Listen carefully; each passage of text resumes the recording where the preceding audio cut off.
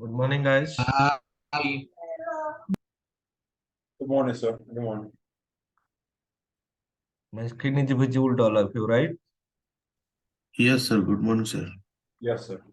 So out of 45, 46 students, only 6 are joining. This is not acceptable, right? That's why I have just put a message on the group, right? Those who are attending the sessions, they will only get the class notes, I mean the documents, recorded session for all. I will upload the recorded session in the group, and personally, I will share these documents to those people who are attending the session. And if someone inform me earlier that he has or he has having some issue, he is unable to join the or attend the session, then he will also get the document. But people who are not attending the sessions, they will not get the class notes. They have to go through the video document. They have to go through the videos and they have to prepare the document by themselves.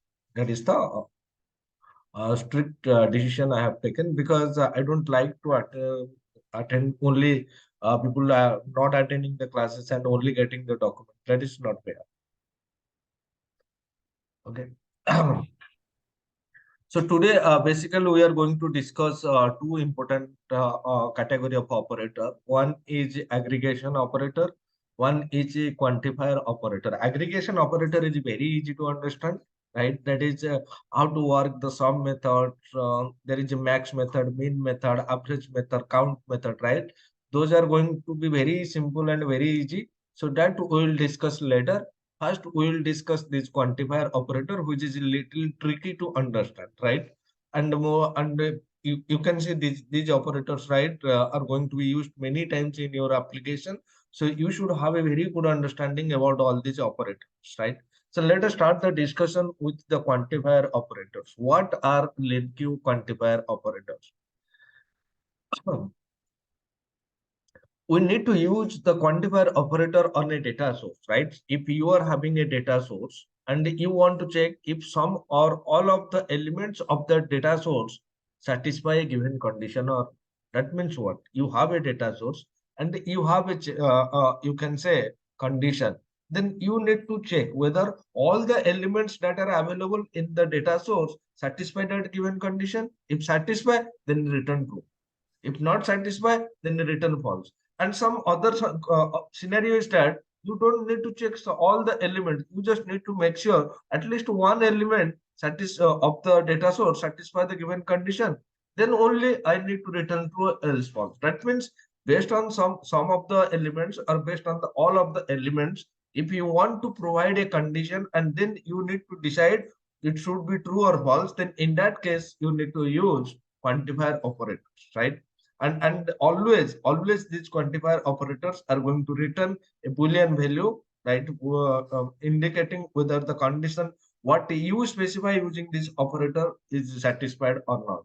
If satisfied, then it is going to return true. If not satisfied, it is going to return false, right? Some of the real-time scenario where you can use these LINQ quantifier operators as follows, right, sir? See, if you have a collection of employees, right, if you have an employee collection, then you want to check whether all the employees are present on a specific day or not in the company. See, there are 100 employees, or it might be possible that there are multiple department employees, and you want to make sure that IT department employees, all employees of the IT department present in a given day or not. Second scenario, you also need to check that whether all the employees of IT department or you can also say that all the employees of all department are having salary greater than 50,000 per month or not. Or you can also say if you have a what I can say, if you have a collection of students and in a specific class, you want to check is there any student who have marked more than 90%, right? Then you also need to check whether if you have an employee collection and you just need to check whether any employee having the name James present in the in my company or not. So situations like this, we need to use quantifier operators. And what are the quantifier operator means? We are having three quantifier operator, right? So this contents method, what you can see here, this is already we have discussed in our collection framework, right? To check whether an element exists or not, you can use this contents method.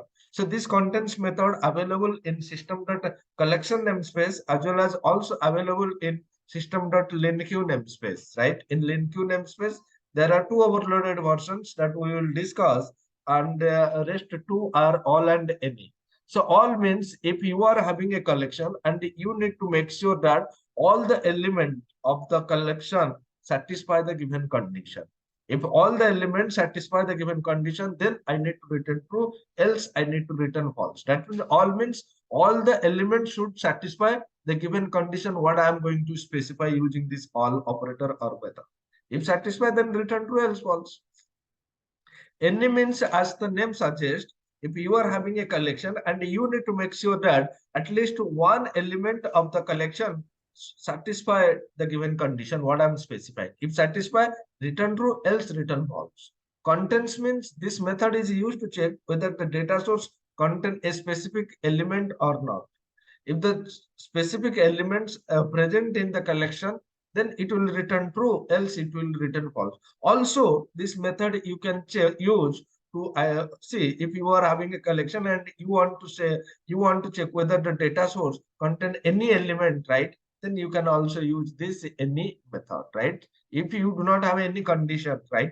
You just need to make sure that your data source or your collection contains any element. Any element means at least one element is present in the collection, then you can also use this any method. So these are the three methods that what we are going to discuss with many different types of examples. We'll try to understand with the primitive data type integer. We'll also try to understand the same thing using reference type string collections, right? We'll then understand the same thing using complex example, more complex example, right? So that you will get more idea about all these three operators. Let us start the discussion using the all method, right? See, what is all method? As mentioned, right? This all method is used to check whether all the element of a data source satisfy a given condition or not.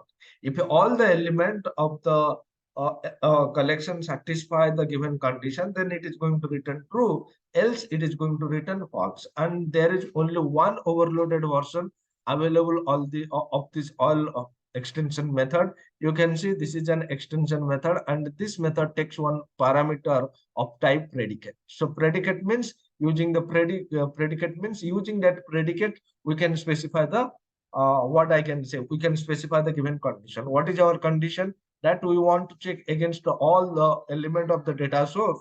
That condition we need to specify to this all extension method, right? Let us understand this with some example. So let us try to understand the all method. So this is my integer array, and this integer array having how many elements? 5 elements, right? Now I need to check whether the collection contain all the elements which are greater than 10. If all the elements which are present inside this integer array is greater than 10, then what is the predicate? How we need to specify? We need to specify using the lambda expression x such that x dot x greater than 100. Here x is nothing but referring to all the element of this collection, like 10, like 11, 22, 33, 44, 45. All these elements, whatever present inside this collection is greater than 10. Yes, all these elements as I can see are greater than 10. So this all method in this case going to return me a boolean value, right? So what is the return type? You can see return type is boolean. Boolean means either it is going to return true or false. So in this case, it is going to return me true, right? And if you want to implement the same thing using query syntax, then first of all, there is no such operator available called all in the query syntax. So for that purpose, what you need to use? You need to use, give me 1 minute, guys.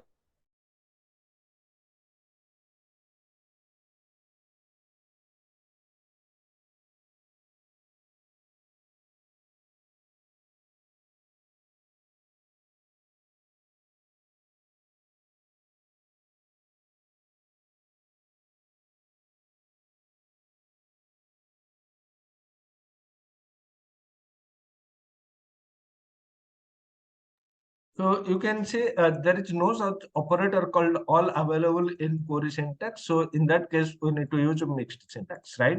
So this is the query syntax. from num in integer array. From integer array, we are fetching all the element into this variable, then selecting this variable, and on this variable, we are applying the all method. So it will check each and every element that is available inside this integer array collection. With this condition, if all the elements, right, that are available inside this condition collection satisfy this given condition, then this method, right, this all method is also going to return true or false. So in this case, satisfied all the elements, so it is going to return true. So right now, if you run the application, then you will see that the output is going to be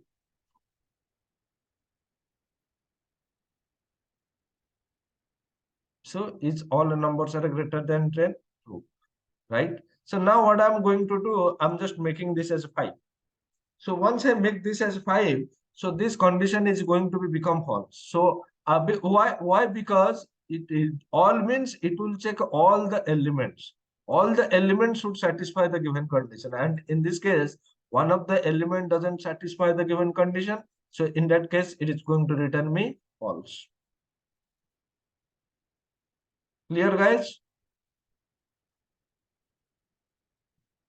Yes, sir. Clear. Right. So Yes.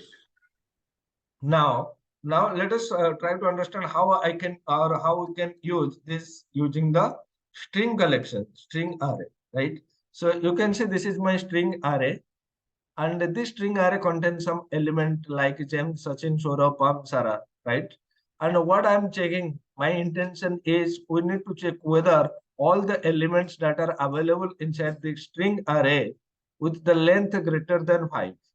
If all the elements that are present inside this string array with length greater than 5, then this method is going to return true, else it is going to return false.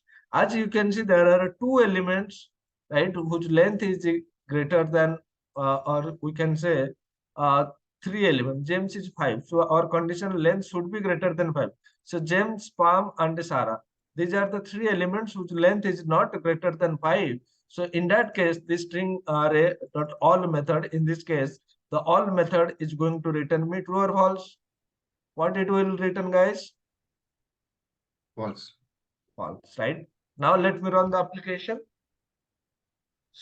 So you can see false. So gradually, so what is my intention, guys, is I will start with a simple example, then I will move gradually to the more and more complex example so that you can easily understand the concept, right? Now what I'm trying to do, I'm going to create a complex type. Now let us try to understand how we can use this, what I can say, uh, all method with complex type. Complex type means user defined data type, right? So basically what I have created one class is called subject, and this subject class having one property called subject name, and what marks property is there, right? For example, this is my student class, and this student class, right, having a few properties, id, name, and marks. Along with what I have a collection of subjects, right? That means if one student is there, then if he appeared one exam, in that exam he appeared many subjects, then we need to figure out what marks is scored in each subject, and that means each subject means there is multiple subject for each exam, right? And that information we are going to store inside this collection, right? So then what I have created one collection of students, right? Here you can see this is new. This is one student whose ID is 101, name is Preeti. His total mark is 265, and how he secured that 265 mark is given here, right? How means there are three subjects, one is math, one is science, and one is English. In math he secured 80, in science he secured 90, and in English he secured 95 marks. That means you can see this is the name of the student, this is the ID of the student, what is its total mark, and how this total mark is segregated. That is, in each subject, how much marks is secured, that information we are putting inside this subject array, right? So you can see this is one student, this is another student, there are multiple students. So total 5 students I have created, and then I am returning this list of students. So first of all, guys, you understand what is how this class is designed? Any question how I can declare this variable, how I can store this data? Any question from anyone? Looks good. Thank you. No. Yeah. So basically here I'm having one student. This method is going to return a list of students, and each student having another collection, that is list of subject, where we are storing the mark of each subject. Not only the mark, the subject name along with its corresponding mark. So this is going to be our class, right? Now, what is our requirement? Now our requirement is to check whether all the students have total mark greater than 250 or not. Right now, if you go to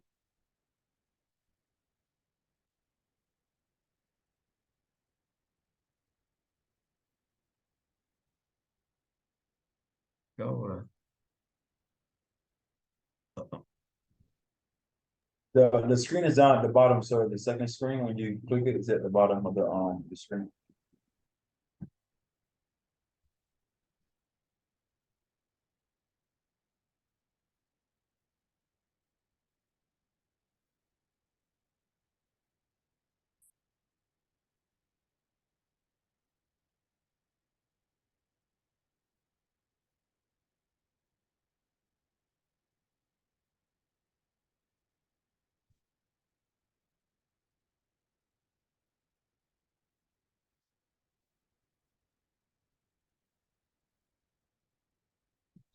It's all the way at the bottom, sir. You see it? It's All the way- in the make it bottom. time. Yeah, you need to drag the program.cs. It's down at the bottom near your time when you click on program.cs. No, click outside the mouse, click program.cs, sir. It's there. Yeah. See it at the bottom? Yeah. Maximize. Okay.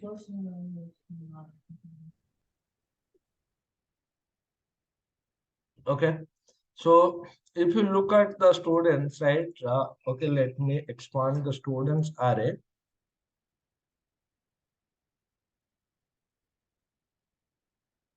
Right. So this is, you can see. So now what we are our requirement. Now our requirement is to check whether all the students have total marks greater than 250 or not. As you can see in this case, there is a student called James whose total mark is not greater than 250. But what is our intention? So the requirement is that we need to check whether all the students having the total mark 200, I mean the total mark greater than 250 or not. And as you can see, one student whose total mark is less than 240, right? So 250. So we need to give some information to the school management that yes, no all students having total mark greater than 250. So that information we need to give. So whether all the students having total mark greater than 250 or not. Then in that case, what we need to do? We need to use what method? All extension method. How? Now in the all extension method, you can see this is my data source students dot get all students. It's a static method, right? So you can call that method directly using the class name student dot get all students, right? And then on that static method, what I'm trying to do, I'm calling the all method. And here, what condition I'm providing? I'm providing whether the total mark is greater than 250 or not. If all the students total mark is greater than 250, this method is going to return true, else it is going to return false, right? So in that case, as there is a student whose total mark is less than 250, so this method is going to return me false, right? Let me run the application and show you the output. Is all student having total marks 250? The result is false. Clear, guys? Clear. Yes, sir. Clear. Right. Now, what we need to do, we need to understand the more complex example, right? So the more complex example means what? Let me show you the what is our requirement. Now, what we need to do, we need to fetch all the student details whose mark on each subject is greater than 80, right? So what is our requirement? If you go to the student collection, then you will see each student having a subject collection, subject array, or you can say each student having a collection, right? where it is storing the list of a subject. What is our requirement? Our requirement is to fetch all those students, right, where the students secure more than 80% in each subject, right? So if you look at the student Preeti, does she securing a more than 80% on each subject? So here 80, 90 or 95. More than 80% means this is not satisfied. So now if you go to the second student, Priyanka, then you will see that is this student secured more than 80% on each subject? Yes. Math, science, English, every subject is securing more than 80%. So we need to fetch the student information.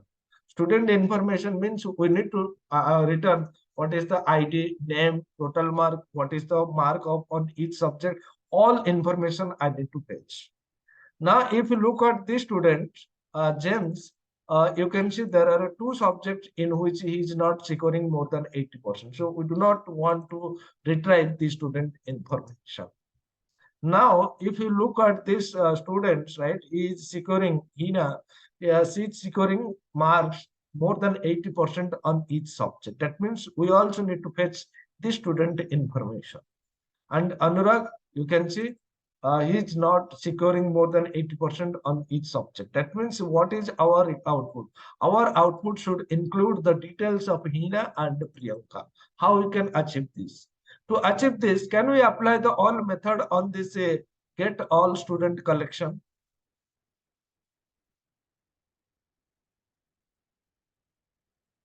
Right. So can we write the syntax like this? No, it will return false. First of all, if I apply, oh, I have already written the code. Okay, let me see. In this case, right, the way we have written the code, in this case, if I'm applying the all method, then this all method return type is going to be what? True or false?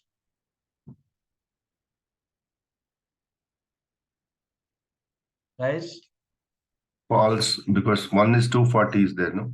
no, I'm not asking about whether this it will return Return the Boolean this value. condition.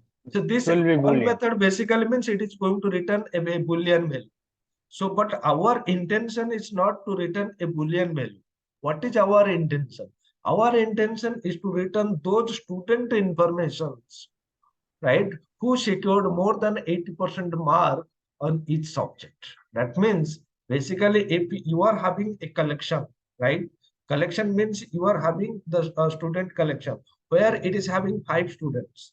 Out of 5 students, I want to return 2 student information. That means I need to do some kind of a filtration or not? Yes. Yes, obviously, yes. Correct. Yes. If you want to do some kind of a filtration, what is the condition you are going to provide within the filtration? That is separate story altogether. But if you want to do some kind of a filtration, then which method you need to use for filtering the data? You could try the where clause. Exactly. So you have to use the where extension method, right? So you have to use where extension method. And within where extension method, what you need to do? So in where extension method, right? So let me first change this to Boolean, right? In this case, if I write this query like this, so it is going to return me those students who are securing total mark greater than, I mean, whose total mark is 250, more than 200. And in that case, I'm getting 4 students except James, but that is not our requirement. Our requirement is that we need to provide this, we need to check the individual mark that that's secured on, right? So whether the individual mark is greater than 80 or not on each subject, that is what we need to provide in the condition, right? That means for that purpose, what I can do, which property is there, right? Which property is storing the individual marks. So guys, tell me which property, ID, name, total mark or subject, which property? Subject. Subject. So here you need to use this subject property. Is this subject property a collection? Yes. So can I apply the all method on the subject property? And can I specify the mark here like this?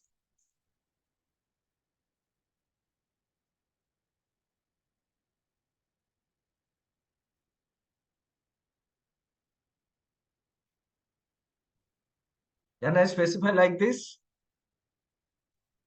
Try to observe. So I need to filter out the condition, right? I need to return two student information. Then definitely you are going to filter. Filter means what you need to use? You need to use the where extension method. No other options are available. This where extension method, what it accept? It accept a Boolean value, right? It accept a predicate, right? It accept a predicate, and that predicate should return what? That predicate should return Boolean value.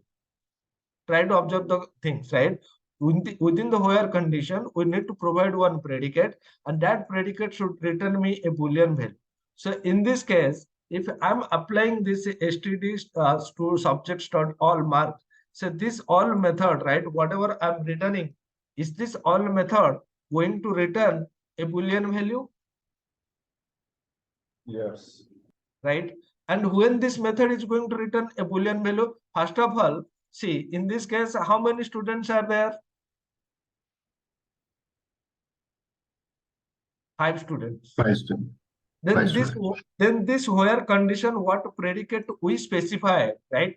That is going to be checked against all the student or not? Yes, it will. This student variable what we have created, this student will refer each individual element, right? It will check, it will refer to this ID 101, ID 102, ID 103, ID 104, ID 105. So first it will identify, first it will fetch ID 101. Then in ID 101, is there a subject array? Yes, there is a subject array. Yes. Inside this subject array, how many properties are there? Two properties are there, subject name and a mark, subject name and a mark. So what is our condition? Our condition within the subject array, we need to check whether all the subject contains mark more than 80%. That means we need to specify the condition that should satisfy against all element of the collection. So this is a collection. Within this collection, we need to specify whether all the marks are greater than 80 or not. And whenever you are conditioned to check all the element of the collection, and then you need to decide whether you need to return true or false, then in that case, which operator you need to use? All operator. And using all operator, using lambda expression, you can specify the condition. And inside, now it will check all subject of each student. So for first student, it will check whether all the subject mark is greater than 80 or not. If 80, it will return true. If 80 return true, then that student information will be written by this where clause. Second student will come. For the second student, it will check all the subject, whether all the subject marks are greater than 80 or not. For the third student, it is going to do the same thing. For the fourth student, it is going to do the same thing. For the fifth student, it is going to do the same thing, right? For those students whose subject mark, for those students where each subject mark is greater than 80, for those students, it is going to return true. And if it is returned true, then that is going to be written as part of our output. So in this case, if you see there are two students who are having marks greater than 80 in each subject, those two student information going to be written here. Clear, guys? Or any question? Sir, in program class, can you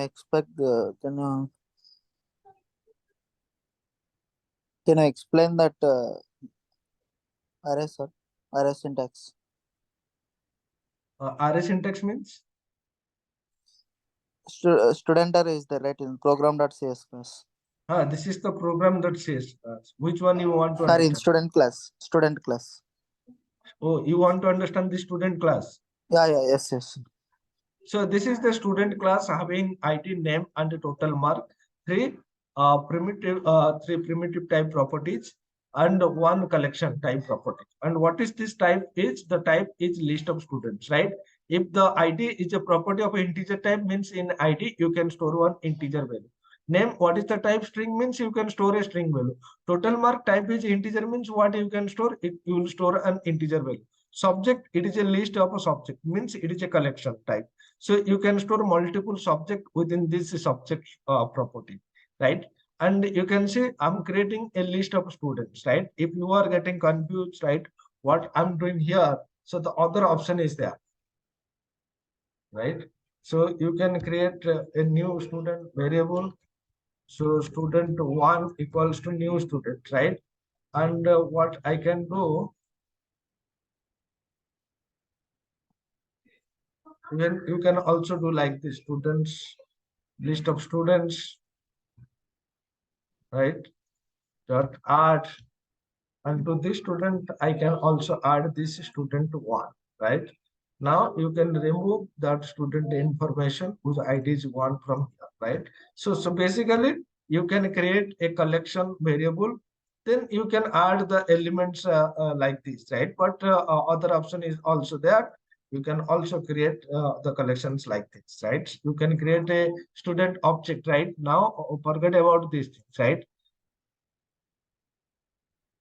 Right, so you can see,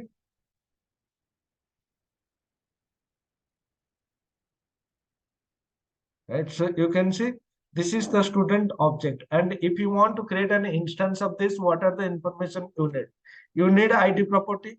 ID property is there, yes or no?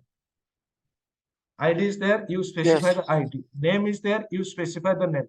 Total mark is there, you specify the total mark. And which kind of a property is this? List of subjects. List. So Yeah. if you want to store some list of subject, then you need to create a new list of subjects. Yes or no? Yes. So in list of subject, what you can store? You can store new subject, right? So I don't know. I don't think what is the problem with this statement. Are you confusing with this statement? No, sir. Just learn. Just want explanation. That's it. Yeah, so that is simply now. So I'm just creating multiple student and adding those student inside this list of students. That's it. So in this case, I separate the object creation logic, right? And then I'm adding to this list of students. So here, instead of doing that, I'm directly see there are two type of initialization, right? One is auto initialization. While creating the object, you can store this, right? See, is there any difference if I'm creating an integer variable, right? If I'm creating a integer variable and if I'm storing 10, is there any difference between these two statements? No, sir.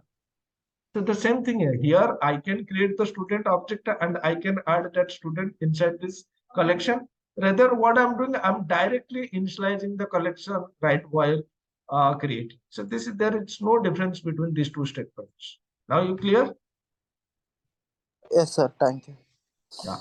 So, okay, let's put all these two things together. Here, student one, I have added, and these things, right? Now, what it will do, he will check each individual object, right? So now our intention is what?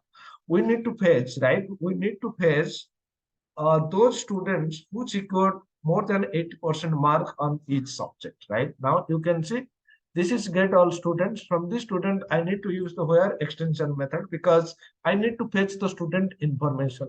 I'm not interested to return Boolean true or false. I need to return the student information, right? So for that purpose, I'm using the where extension method. And then on the subject collection, I'm applying the condition using the all method, right? Now, those students who secured more than 80% mark on each subject, those students will be written by this where extension method, right?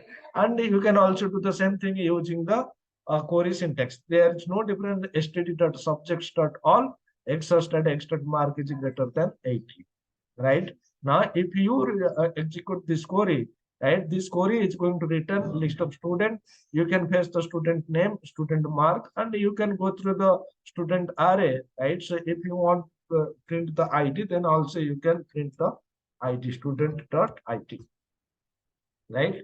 And then whatever the subject and what is the corresponding mark, that you can also print.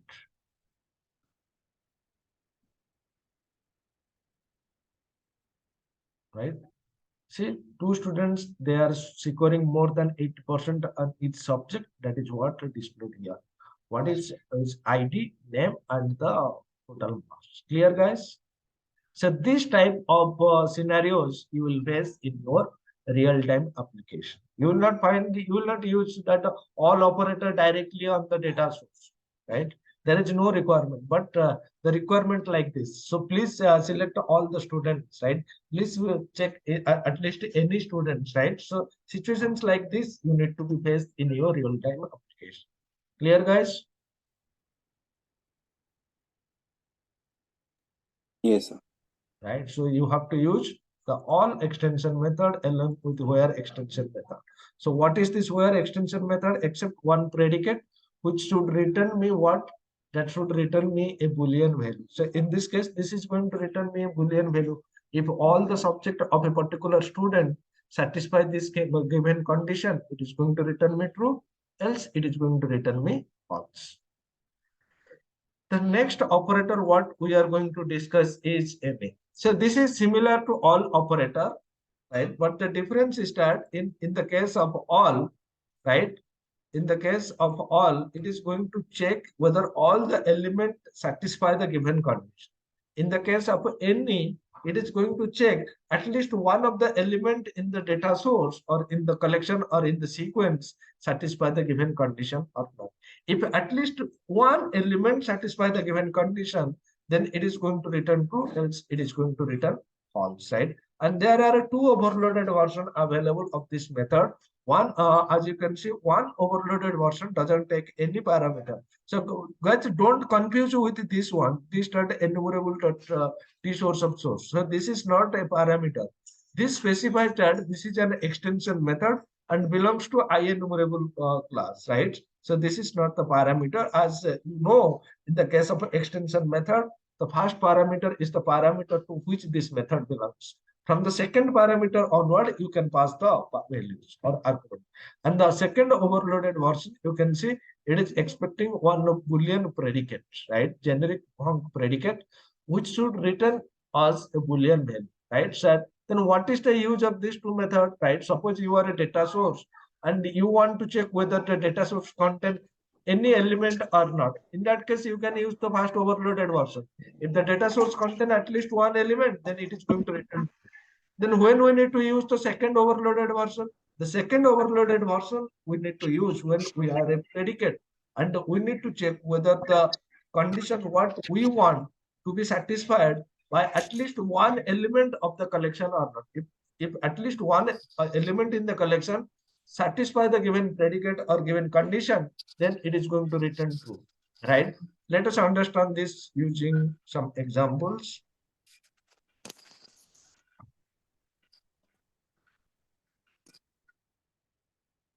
Right. Right. So now you can say integer array any. So is this array contain any element? Yes or no? Yes.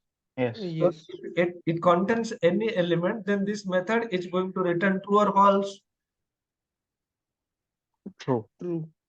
Right? Or run the application and see the output. So it is going to return me true. Now what I'm doing,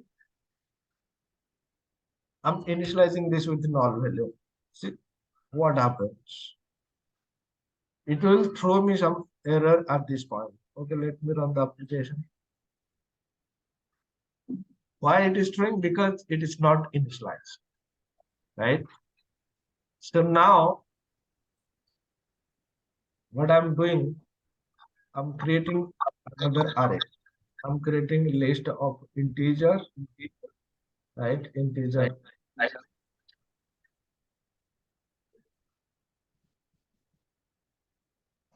Right? It is also going to throw me an exception because the object is not.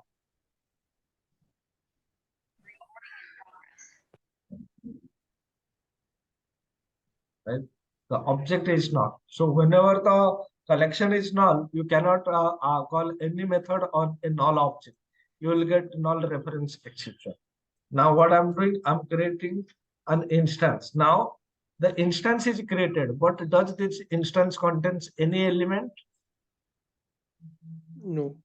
So if the instance or the collection doesn't contain any element, then in that case, this method is going to throw some exception or it is going to return false. False. Right? Let me run the application. So as the collection doesn't contain any element, so it is going to return me false. Right? So this is the one and only use of this any method to check, right, whether the collection contains any element or not. Now we will see how to use the second overloaded version, right? Second overloaded version means what? The overloaded version which takes one predicate as a parameter. Now you can see this is my array and this array contains some element and we need to check whether any element in the collection is less than 10. Is there any element in this collection which value is less than 10? No. So that means whatever the predicate condition we have specified to this any method, that is going to check with each individual element of the collection. And if at least one element is satisfied, then this method is going to return true. But in this case, none of the elements satisfy this given condition. So when we run this application, this any method is going to return me true or false? Guys? False. False. False. See, you can see it is going to return me false. The next one, we are going to see how we can use this any method with here, what I can say, a string data type, right? So you can see this is my string array. And what my intention is, we need to check the string array or we need to check the name values. And we need to check at least any of the element whose length is greater than 5. So in this case, you can see this is length is the Sachin length is greater than 5. Saurabh length is greater than 5. So any means at least one element. Is there at least one element which satisfy this given condition? Yes, there are not only one, but two elements satisfy the given condition. That's fine. So in that case, it is going to return me what? It is going to return me true. Right? True. Let me run the application and show you the output. So it is going to return me the value true. Clear, guys? Yes. Now we need to understand how to work this with the complex data type. We are going to use the same example, right? The same example means I'm going to work with this same student class, ID, name, total mark, subject. This is the get all student method, and this is the subject class having two properties, right? What is our requirement? Our requirement is to check whether any of the students have total mark greater than 250 or not. So we basically need to check whether at least one student, right, inside the student's collection contains total mark greater than 250, at least one. That means any of the student, not all, but any of the students. So if any of the student or at least one student, that condition we need to check, then in that case, we need to use the any operator, right? And we need to specify the marks. And here you can see, is there any student which is scoring more than 250? Yes, if you look at this collection, only apart from this James, all other students scoring more than 250. That means in this case, this method, any, is going to return me true or false? Guys? True. True. Let me run the application. So any students having total mark greater than 250, it is going to return me true. Now, what is our requirement? Our requirement is, right, we need to fetch all the student details whose mark on any subject is greater than 90. Right? So what is our requirement? We need to fetch, right? We need to fetch all the student details whose mark on any subject is greater than 90. So this is what our requirement. So in this case, we need to, we do not want to return Boolean true or false, right? What we want to return? We want to return the student information. And we need to return the student information, those student information who secured more than a 90%, more than 90 marks on any of the subject. So in this case, this student doesn't secure, yes, he is securing 95 in English. So we want this pretty in the output. These students also securing 95, 93 in two subjects. We also want this in the output. James, he is not securing more than 90% in any of the subject. We don't want the student information in the output. So here you can see this student securing more than 90% in one of the subject called English. So we want these students in our output. And these students doesn't secure more than 90% in any of the subject. So we don't want the student information in the output. So basically we want this Priti, Priyanka and this Hina in our output. We don't want Anurag and James. That means we need to filter the data. Out of 5 students, we need 3 students, right? Then in that case, what we need to do, we need to use the where extension method.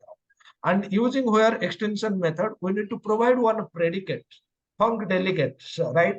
That should return a Boolean value. And in this case, what is that Boolean value? The Boolean value is this one. So we need to check the subject's properties, and we need to check, use the any method, and we need to provide the condition that marks is greater than 90. So in this case, any means it will check each student, any of the subject marks is greater than 90 or not. If any of the subject mark is greater than 90, then in that case, it is going to return me true. And the same you can also do using the query syntax, right? So in this case, once you run the application, right, let me also print the ID value. If you want to print the ID value, then you can also print, right? So in this case, if you run the application, then you will see 3 student information going to be displayed on the screen. And not only the ID name and total mark, but also I'm printing the subject name and the corresponding mark. You can see here 95. One of the subject greater than 95, that will be in that student information is written. Here, 2 students, 2 subject mark is greater than 90, that student information is written. And here, one subject is greater than 95, that subject, that student data is going to be written by the where. Clear, guys?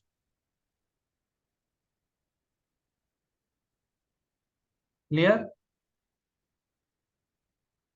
Yes. Yes, yes. This is how you need to use all and any method in your application. This is very, very important if you are going to work with real-time application using a LINQ, right? So some situation, some condition will come. You need to check whether at least one of the element in the given collection satisfy, then return those data in, right? So basically, in this way, you need to provide the condition, right? Now, my requirement is, say, suppose your requirement is, please fetch the student details whose total mark is greater than 250, right? If that is the requirement, fetch the student details, right, where the total mark is greater than 250. Then in that case, what should be the condition?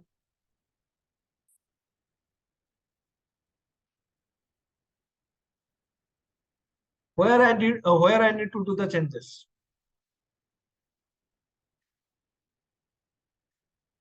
Fetch On the student collection. details where total marks is greater than 250. If this is the requirement, then what I need to write and where I need to do the changes? Instead of x dot mark, we have to make x dot total mark. Here, Yeah. do you think that what is the subject? Go to the subject, go to the type of the subject. Is there any total marks available inside the subject class? No, Then how you No. can change here? you can change it. First of all, you just tell me. First of all, you just tell me why you are going to do you need to check the marks of any marks of individual mark of the subject collection? What we are conditioned based on which total mark? The total mark is available where? It is available inside the student class or inside the subject array. In student. Student class. Then why you should go, you are going. So instead of this, what you need to do, you need to use what? Total mark. Simply. So get all students where std dot total marks is greater than 250. That's it. Now, if you use this one, then it will give you the student information whose total mark is 250. More than 250. You can say 265, 78, 75, 255. Right? So basically that you need to check. What is your requirement? Your requirement, you need to check any or all based on the subject mark, or that is not the requirement here. Here we just need to face those students whose total mark is greater than 250. Do you have such any and all condition come into the picture? No, then why I'm going to use those things? Whenever the requirement comes, then only I will go for those any and all operators. But now it's very straightforward. Clear, guys? Yes. Right? So this is how you need to work with this any and all method. The next method that what we are going to discuss is contents method. You know this method very well because we have already discussed this method in our collection paper. Right? So basically the contents method is used to check whether a sequence or collection contains a specified element or not. If the data source contains the specified element, then it returns true, else it is going to return false. Right? And there are three contents method available in Caesar, and they are implemented into different namespace. Right? So if you remember when we are working with the collection framework, we have used a contents method where we need to specify one item, and this contents method will check whether that item available in the collection or not. If available, then it is going to return true, else it is going to return false. Apart from this contents method, inside the system.link2 namespace, we are also having two contents method, right? What are the contents method? One contents method taking the t source value as a parameter, right? Whatever the element you want to check, that value you can pass. And the second contents method taking two parameter. One is the value what you want to check along with the comparer. What is that comparer? I equality comparer. That means whenever you are working with the complex type, right, then the default comparer which is used by the contents method is going to check the reference equality, not the value equality, right? As we have discussed in our set operator, the same thing is also applicable here, right? Whenever you are comparing a reference type object, right, then in that case, it will not going to check the reference, it will not going to check the individual property values. It is going to check the reference value, right? And if you want to make sure the contents method should check the individual property values, then you need to use this second overloaded version where it implements the I equality compare, right? Let us see all these methods one by one, right? So let me first show you the example, right? So in this case, what I'm going to do, I'm going to use the contents method, right? So in this case, integer array, and in this case, if you go to the definition, then you will see that this method belongs to your system.linq namespace, right? So integer array.contents 33. So in this case, we are using the overloaded version, which takes only one argument, right? And what is that argument? T source. You can see we are using this overloaded version, which is taking the value T source, right? Now, this element, it will check whether this element what we specify to this contents method available inside this collection. Inside this collection, 33 is available. Yes, available. So this method is going to return me true. And there is no such operator available in the LINQ query syntax which you can use, right? So for that purpose, what we can do, we can use the mixed syntax, right? So now run the application and see the output whether this 33 is available or not. Right? So 33 is available, so it is going to return me true. So the return type, all this method is going to be Boolean. See here in here I'm using var keyword, but it is saying that Boolean is exist. So instead of var, you can write bool. That is fine. Instead of var, you can also write bool. There is no issue, right? So now if you run the application, then also it is going to give you the same output. right? Now, let me show you another example, right? Where I'm going to show you how to use. So currently, right? Currently, the method what we are using that is belongs to system.linq namespace, right? But instead of integer array, now what type of collection I'm having the collection of which type? It is of a list type, right? If the collection is a list type, then this list belongs to which namespace, guys? System.collection.generic namespace or not? It's a generic collection. That means in that case, if you use the contents method, then this contents method belongs to which namespace? System.collection.generic namespace, right? And if you want the whenever you are having a list type, and if you use the contents method, then it is going to use the contents method which is defined inside the system.collections.generic namespace. Now, but if you want to use the LINQ contents method, then you have to use this as enumerable or as horrible operator method, right? So as I have written as enumerable, now check the contents method definition. Then it is showing me this method. It's a extension method, right? Extension method means this is belongs to system.linq namespace, right? And this is the query syntax, right? So what is this method is doing? This what is this program is doing? Here we are having a list of strings where it is containing some names. Right now, what our intention? We need to check whether this name Anurag available inside this collection or not. As you can see, the name Anurag not available inside this name list collection.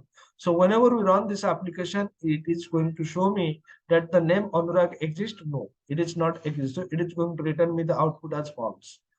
Let me run the application and show you the output. So it is showing the value as false. Right? Clear, guys?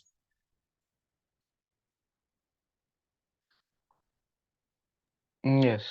Right. Next, we need to understand this contents method with complex type, like the set operator, right? Whenever we are using the context method with complex type, it is also going to be work in a different manner, right? What is that a different manner? Let us understand. Let us understand these things with one example, right? So you can see, right? You can see this is the student object having few properties, ID, name, and total marks. So now what I'm trying to do, I'm creating a list of students, right? Then what I'm doing, I'm creating one student, two student, adding those students inside this add method, right? So this is the student reference. Student one means this is we are adding one student, which ID is 101 Priyanka and all these things. We have added two students inside the students collection. Now, what I'm doing, I'm checking whether the student one exists inside the students collection. The student one means that is the reference address, and whatever we have added here and whatever we are passed here, all the reference address is going to be set. So in this case, what will happen? If you are passing the student object to this student collection, then it is going to return me true, because this student object what we have added to the student collection, that reference address, and whatever student one we are passing to this student to this contents method, the reference address is same as both reference address, right? Whatever reference address we are passing here, that reference address is already stored inside the student collection. That's why it is going to return me true. Right now, if you run the application, then it is going to return me the value, right? That is fine. This is expected. Now let me modify the example. So instead of using this newly object, so what I'm trying to do, see here you can see this is my collection. In this collection we have added two students, ID 101 Priyanka, 275, and 102 Preeti, and 375. Now what I'm doing, I'm checking one student, students.contents, and to this method I'm passing one object. And this object, you can see ID 101, name Priyanka, total mark 275. So whatever value I'm passing, that value already exists in the student. But in this case, this student object address and this student object address, both are going to be different, right? Or you can say like this, here I'm creating one student object with the same value of the existing student, right? If you are getting confused to what exactly I'm doing here, so let me got this one. Let me pass this student into this reference address, right? So if you are having any question, right? So now you can see this is one student, and do you think that this student address or this student one reference will be same as this one? No. No. So if that means this is a new student and this is a new student, even though the values, the properties values are same, but they are completely two different student object. That means they are completely two different reference address. As they are completely two different reference address, so in this case, the contents method is going to return true or false, because by default, the default comparer which is used by the contents method for the complex type, he is going to check the reference, not the individual property values. And in this case, he found that both are two different objects. The reference addresses are different. So this contents method is going to return me false.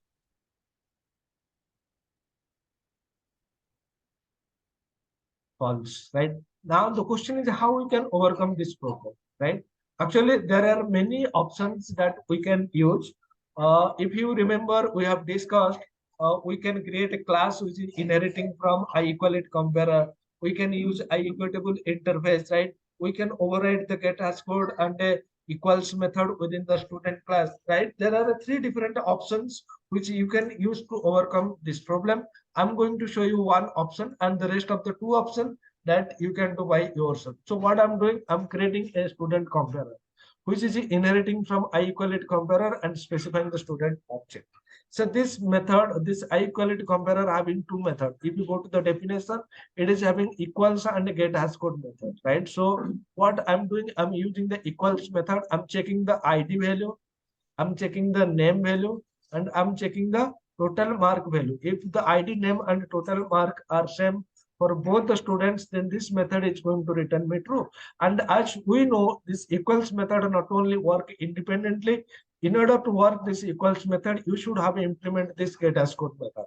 So what I'm returning the ID hash code, I'm returning the name hash code, and I'm returning the total mark hash code, because these three things are important, because these three properties we are taken care into consideration while comparing the values, right? With these changes, right, then what we need to do, if you remember the contents method, right, there is another overloaded version, right? So what you need to do, you need to create an instance student comparer. So you need to use student comparer, new student comparer, right? Once you create the student comparer, then you can specify that using the second parameter, right? Now, once you specify, go to the definition, then you will see that now it is using the LINQ extension method, and the extension method which takes the t source value, that is the value or element that you want to check, and the comparer what is going to be used to check the value equality or to compare the values. So in this case, we are using the second overloaded version, which is using the student comparer, right? And with these two changes, right, again, if you want this method to work in the same manner, you can also pass the student comparer instance here. With these changes, now run the application, and you will see now or this time it is going to return me true, as the student what object what we are passing, that value is already exist in the collection. Clear, guys? Clear. Yes. Right? So these are the three important methods that you need to understand. One is any, all, and a contents.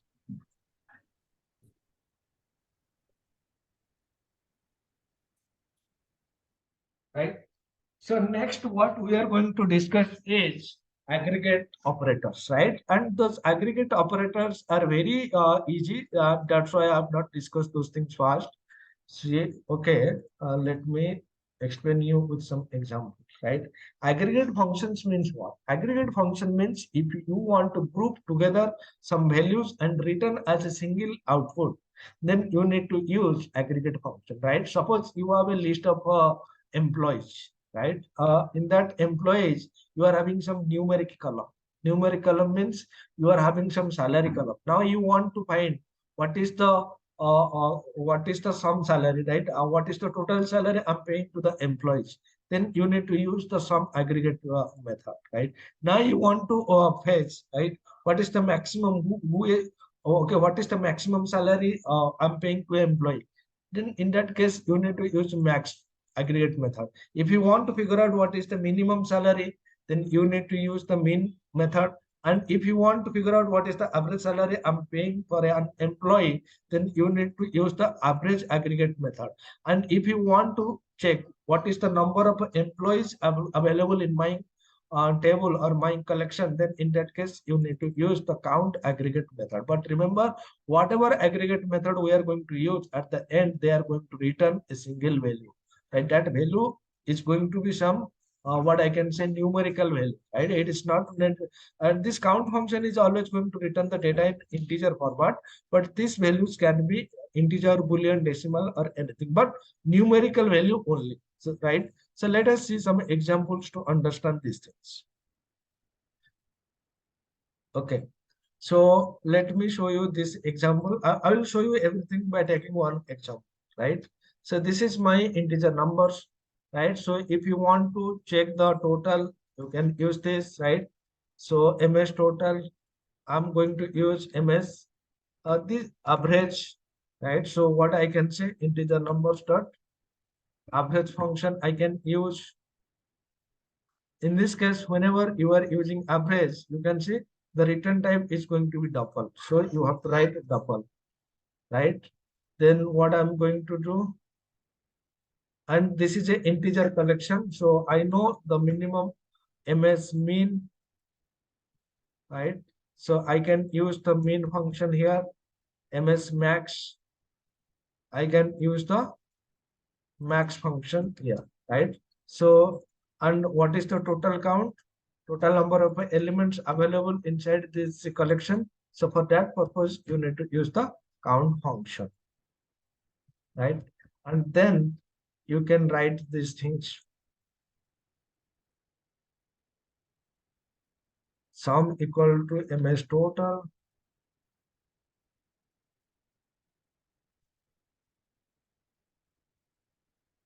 Average equals to ms average, right? Minimum element equals to ms min.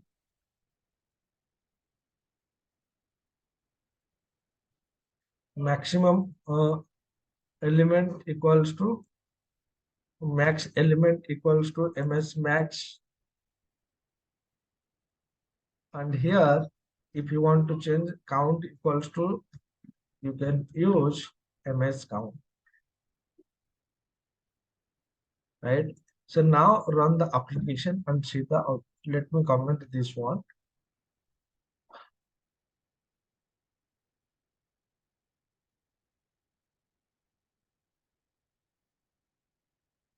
See, what is the sum? Sum is 550, average equals to 50, minimum is 10, maximum equals to 100, count equals to 10. So what is the minimum element in this collection? 10.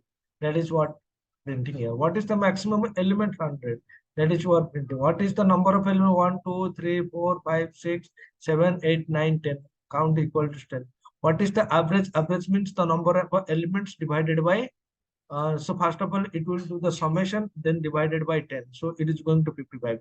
And what is the sum? Sum means it is going to add all these individual elements, and the result is 550. So this is the basic example how this is sum, average, min, max, and the count function works. Clear, guys? Clear. Right. So now we need to see some more examples, right? So in this case, what is our intention? We need to, okay, now along with the sum function or any aggregate function, we need to figure out some where condition, right? Filtering the data and then filtering, right? To doing the summation, right? Now, what is my intention is, my intention, I need to do the summation of all the elements which are greater than 50. Right? That means I don't want the element 10, 20, 30, right, 40, 50 to be included. I want to add those elements which are greater than 50. Then for that purpose, what I need to do, I need to use the where condition. Then you need to specify the condition that number is greater than 50, and then you need to call the sum method, right? In this case, this sum method will going to add this element which satisfy this condition. Which element satisfy? This is not satisfied. This is not satisfied. This is not satisfied. This is not satisfied. So 60 is satisfied. 70 is satisfied. 90 is satisfied. 80 is satisfied. 100 is satisfied. Right? Now run the application and see the output. See, the sum is 400. So this is how you need to use the sum method along with the where extension method. Now, if you want to figure out the minimum element, okay, which is greater than 50, right? So first of all, you need to figure out the minimum element, but the element which is greater than 50, and then we need to figure out the minimum element. So in this case, by looking at this syntax, can anybody tell me what it should return me?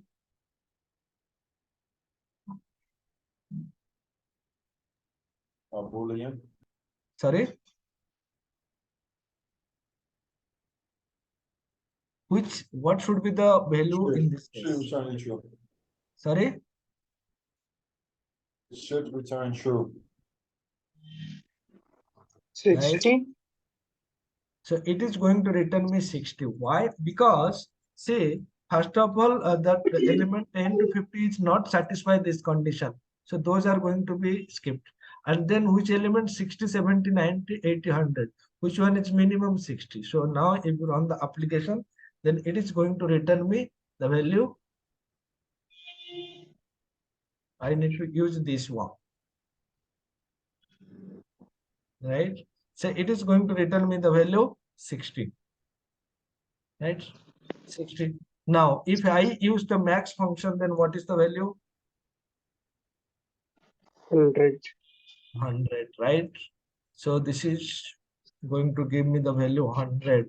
And if I use the value average, then if I'm using average, then I need to change this to double, right? And what is the average? That average it is going to print 80, right? So now if I use the count function, then what value it is going to print? It is going to print 1, 2, 3, 4, 5 elements. It is going to return me 5, right? So this is how you can use the count function along with your extension method, right? Then another thing is that, so instead of specifying these things directly, right, can we use a predicate to specify the condition, right? Yes, we can also use a predicate. See, in this case, previously what we have used the where condition along with the sum operator, right? In where condition, we specify the, okay, let me show you that also so that you will get a better idea, right? So this is your where condition, right? So you can see here what I'm doing from this integer collection, I'm filtering the data and then I am applying the sum method. If you go to the definition of sum method, then you will see that there are many overloaded versions available, right?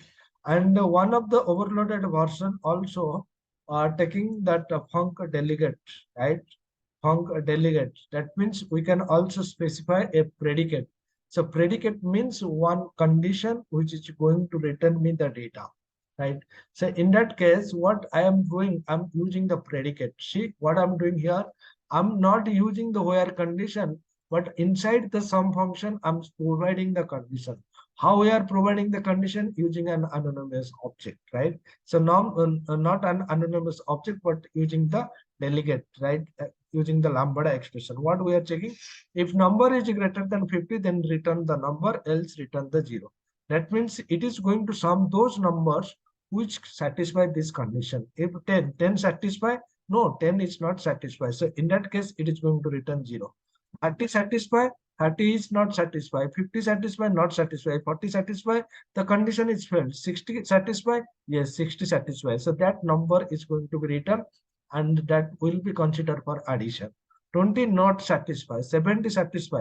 So 70 will be considered for addition. 90 satisfy, 80 satisfy, 100 satisfy. So in this case, you can see, right? In this case, you can see it is also going to give me the same output. Right? Sum equals to 400. Right? Clear, guys? Now, can I do the minimum here? What is the minimum element? Yes, you can do these things. But in this case, if I do like this, then can anybody tell me by looking at the syntax, right? What should it return me?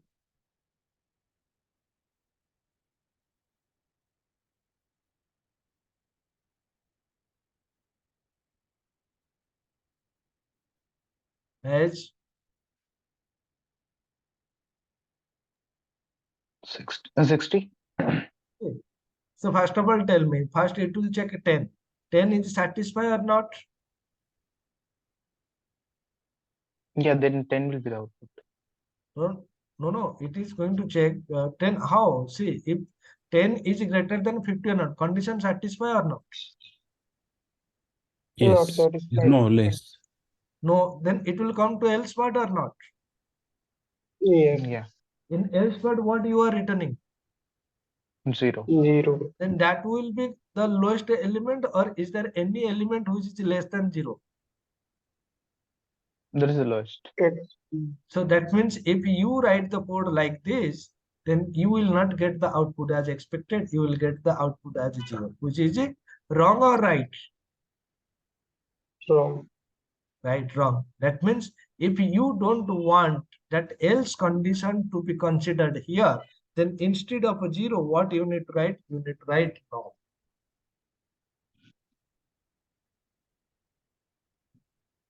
Right? And once you write null, then it will become a nullable integer, right? So once you write null, then what will happen? Now run the application again and check whether that output is coming as expected or not. Now you are getting the output 60 is as expected or not. So basically, whenever don't consider, because not, but in that case, 0 is not a 0 is a value, null is not a value, right? And now what I'm going to do, I'm going to use the max. If I'm using max, then I can write like this. I'll get the maximum element, which is 100, right? And even if you write 0, then it is also going to be fine, because in that case, 0 means it is going to return the maximum. Maximum means 100 is going to be fine, no issue, right? Now can I write the things like this? If I write like this, then what will be the output?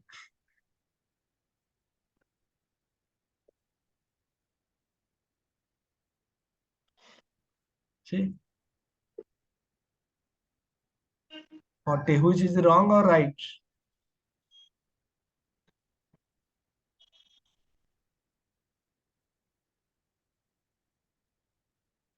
So here 80, 70, 60. What is the summation? So 30, 220, 300, 400. 400 divided by 5. The output should be 80. So What we are getting? 40. 40. Can anybody tell me why I'm getting this output 40? See how the average operation is going to be performed. Can anybody tell me? Actually, it was taking the total number of Exactly. count It divide. is going to take, it is going to add the elements, then it is going to take the total count. In that case, whether the condition satisfy or not, it is taking that value 0 or number. That means it is taking that as a element. It will 0, even though 0 is there, it is adding to the summation, and then it will consider 0 as an element. And in that case, it is the summation is going to be 400, but the total number of elements, right? In this case, 5 written by the condition true and 5 written by this 0 means it is dividing the total with the number value 10, right? So if you want to get the actual output, then in that case, if the condition satisfies, then don't consider that as an element. So you have to return null, and once you return null, then in that case it is going, you will get the output as expected. Clear, guys? Yes. right? So you have to consider when to use 0 and when to use null. So always better to use null because we don't want to consider when the condition is failed. Clear? Or any question? Now It's we'll clear. see. Now we'll see these operators with some complex data, right? So first of all, let me modify the student class. I am getting this error.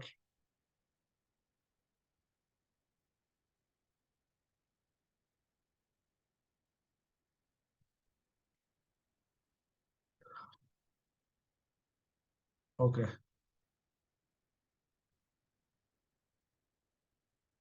Let me go to the employee class, copy paste these things. Right. So you can see here I have created one employee having ID, name, salary, and department, and I'm returning a list of all employees, right? So in real time, you will get this data from the database, but here I have hard coded the things. Right now, what is our requirement? We need to calculate the sum of the salaries of all employees. Right, sum of the salaries of all employees. So how you can do this? Sum of the salary. See, employee dot get all employees, then you need to call the sum method, and to the sum method, you need to specify the numeric column name on which the calculation is going to be performed. So by default, if you are having a numeric array, then you can directly call the sum method. But here you need to specify, right? You need to specify the column name. What is the source, right? And what you need to specify. What is the selector, right? So in this case, it is using the integer selector, right? Out of all column from the employee, on which column you need to do the calculation. I need to do the calculation on the salary column. So you have to specify the salary column here. And then it is going to return me the total salary, right? So now run the application and you will get the total salaries. See, sum of salaries. Now, if you want to get the minimum salary, right?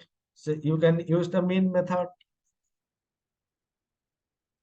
Minimum salary is 10,000. You want to get the maximum salary, you can use the max method. Maximum salary. You want the average salary, you can use the average method.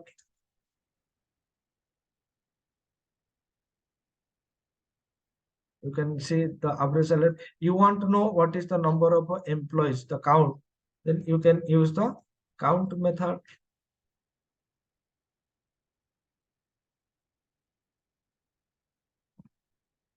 The count is, so 10 number of employees are there in the employee collection, right? So this is how you can use the complex type along with the aggregate function. Now we will see the complex type with some with where condition, right? So what is our condition? Our condition is we need to write what our requirement. We need to calculate the sum of the salary of all employees who belongs to the IT department, right? So if you see at the employee class, right, there are two different department employees are there: IT sales, IT, sales, right? Now, what is our requirement? We need to calculate the sum of salaries of all employees who belongs to IT department. So what you can do, you can write this where extension method, and then you need to provide the filter condition. EMP such that employee department equals to IT, then you can write some such that sum of salary, right? So in the where condition, the where means the filter. So how you are going to filter the employee data? I want to filter the employee data by the department where the department value is IT, and then you want to sum up the salary. Then within the sum method, you need to provide the salary column, right? Right. With these changes, now run the application and you will get the output as expected, right? Now the same thing you can also do. You can use the max method, right? If you use the max method, then what is the maximum salary of IT department that is going to be written? This is the maximum salary. And if you, okay, this is the wrong, here you need to use this one, right? So what is the maximum salary? Maximum salary is 35,000, right? Now, what is the minimum salary you want to know in the IT department? Yes. How you can do this by using the min aggregate function, right? Call the min aggregate function and the minimum salary is 10,000. What is the average salary of IT department? Average salary is IT department, right? Run the application and it will give the average salary as 24,000, right? Now you want to know the total number of employees who are working in IT department. Just call the count method. There is no overloaded version available here. Simply call the count method and that's it. So how many number of employees work in IT department? 5 employees. So this is how you need to work with a complex time, right? And even whatever the condition we have written here, we have written the where, some, all these things, right? We can also use that using a simple predicate, some employee, right? So what you need to do, EMP, such that if employee dot department is IT, then return the salary, else return. So this is how the sum method is going to work, right? Now run the application. It is going to return me the sum of the salary. Again, you want to return the minimum, right? So minimum, right? The min method. Minimum salary is 10,000. What is the maximum salary of IT department? Use the max method. IT department total salary is this one. And if you want to return the average salary, you can use the average, right? So this is how you need to work with the aggregate functions. Any question from anyone? No. So that's it for today. Next, we are going to discuss very important, that is how you can use the group by clause, right? How you are going to perform the joining of between multiple tables, right? Those things we are going to discuss next. Any question from anyone related to today's session? No questions. No. Thank you. Okay. Thank you No guys. question. Thank you. Thank you, sir.